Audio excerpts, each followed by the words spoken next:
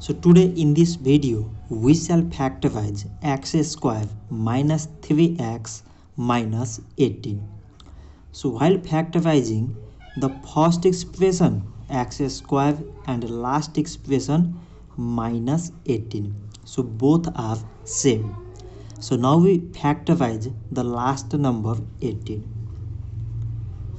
So it is 2 times 9 mean 18, 3 times 3 mean 9. So now we got 2, 3 and 3, and by multiplying among them we need here minus 3. So 2 times 3 means 6 and this 3. So we need minus 3. So minus 6 plus 3 means it is minus 3. So it becomes minus 6x plus 3x.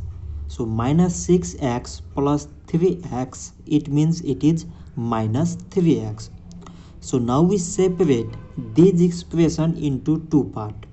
So these both are first one and these both are the last one.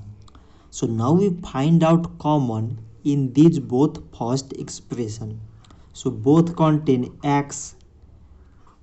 So remaining here x minus x already came, so 6. Like as the common in these both last expression are, the common here is plus 3. So remaining 3 already came, x minus 3 times 6 mean 18. So now we again find out common in first and last expression. So both contain x minus 6. So x minus 6 is common, and the remaining in the first x, in the second plus 3.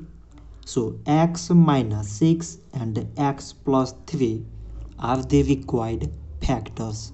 So this much for today, and thanks for watching.